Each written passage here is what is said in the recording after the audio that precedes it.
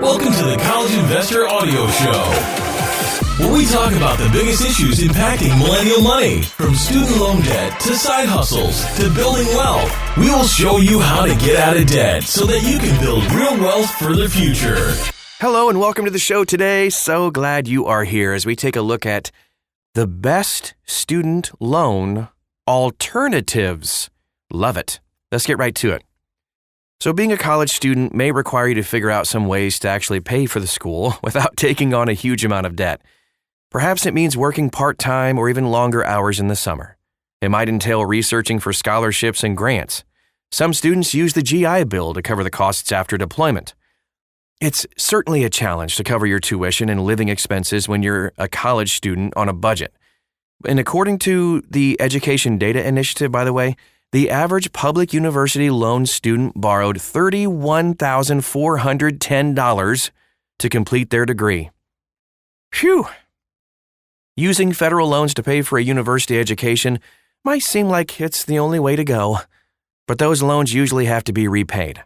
Plus, a lot of people, including international students and people with DACA status, aren't eligible to fill out the FAFSA. So let's now take a look at the best student loan alternatives, because if you're trying to find some alternatives to student loans, these are the best places to start. First of all, let's take a look at grants. Grants are a form of financial aid that doesn't need to be repaid. Boom! One of the most famous grants is, of course, the Pell Grant. You may have heard of it, which is a grant issued to people on the basis of financial need. There are several federal grants available for qualified individuals who complete the FAFSA. You might also qualify for one of the myriad grants designed to help different groups through college. And then, of course, scholarships. Just like grants, scholarships don't need to be repaid. A lot of schools offer both merit and need-based scholarships, but you don't have to limit your search for scholarships to those offered by your school either. Just spending a few hours per week researching and applying for scholarships can yield hundreds or even thousands of dollars to help you pay for school. And don't worry, if you're not an all-star athlete or a once-in-a-generation genius, you can find scholarships for everything from civic engagement to even having high bowling scores. I love bowling. You can also work during your degree. Even before COVID hit, many universities catered to working adults who needed to earn their degree while working a full-time job. Some of these online programs, like the one at Western Governors University, are specifically designed to be both affordable and flexible.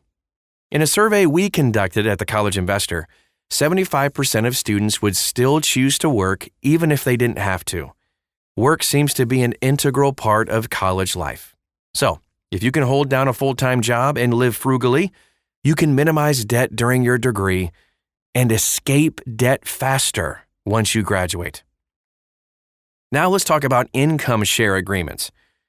So income share agreements, or ISA for short, often used as a way to fund coding boot camps or other non-accredited job programs.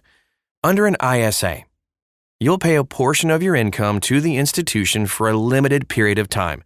And then once that time is up, your loan, is considered complete. The ISA is a great alternative to a private loan because there's actually a cap on how much it will affect your cash flow. Unfortunately, though, you might end up overpaying for your education because the share of your income remains stable no matter how much you earn. Let's talk about employer-paid tuition, too. A lot of large employers will cover some or even all of your college or graduate school costs if you continue to work for the organization during your education. Many employer sponsorship programs require you to keep a certain GPA or to pay for your classes and submit a reimbursement request. So just make sure that you understand the full program before you enroll in classes. You don't want to be left covering thousands in tuition costs that you kind of weren't expecting. Savings. One of our favorite alternatives to loans. Saving several $1,000s in high school can help you cover quite a few expenses during college. Having money in the bank may allow you to cover transportation costs so that you can take on a college internship, for instance. It can also help you avoid credit card debt with your textbook costs. And when they're like $300 a piece and they're not available online, On top of your own savings, your parents or even your grandparents may have set aside some money for you in a 529 plan or another savings account. Use it wisely. And be careful when it comes to private loans. Our first choice for loans is always federal student loans. Federal student loans offer income-driven repayment plans, and in a lot of cases, pathways to loan cancellation or even loan forgiveness. Of course, always seek to minimize your loans by living frugally and hustling when you can. If you aren't eligible for federal student loans, carefully consider private loans. But the interest rates on private loans can be quite high, some in excess of 10%, and they usually don't have income-driven repayment plans. That means your post-college payments can be very high, even if your income is modest. So make sure to consider how much you realistically expect to earn after college before you take on these loans. If money will be too tight, you may want to delay college to earn and save more money. Student loan alternatives to avoid. All right, here we go.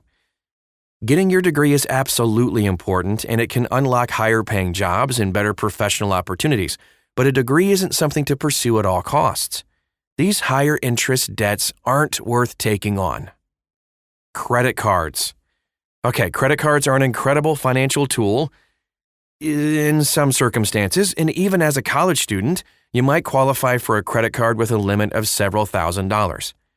You might be tempted to use that credit line to pay for living expenses, books, and other non-tuition related expenses. But people who are paying interest on their cards pay an average of 20.4% APR. Not good.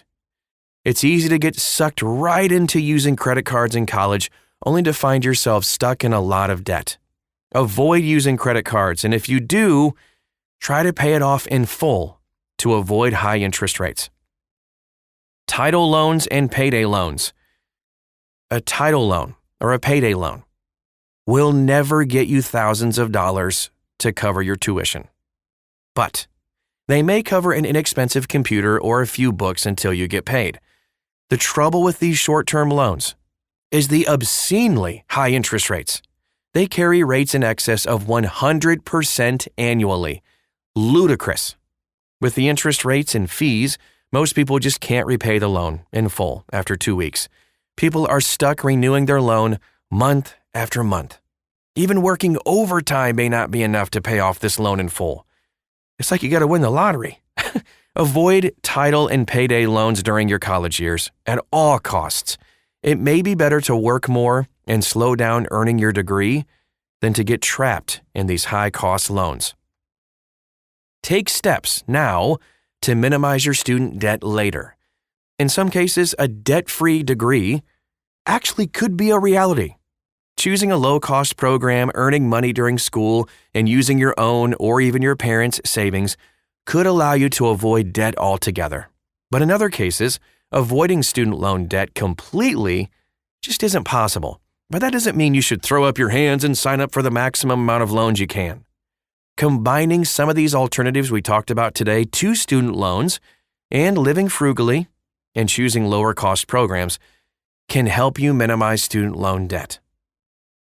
And that is our show for today. I hope it just gave you some ideas because we want you to avoid debt as much as possible and live in freedom, financial freedom, as quickly as possible as well. Thanks so much for stopping by today. If you want to find out all about these different ideas and get more ideas on student loan alternatives and even 100 different side hustle ideas, you can see it all at thecollegeinvestor.com. Also, follow us on social media. We'd love to get to know you, and you can ask your questions there as well. Just follow us by searching for The College Investor. You'll find us. Thanks again for stopping by today, and we will talk to you again real soon.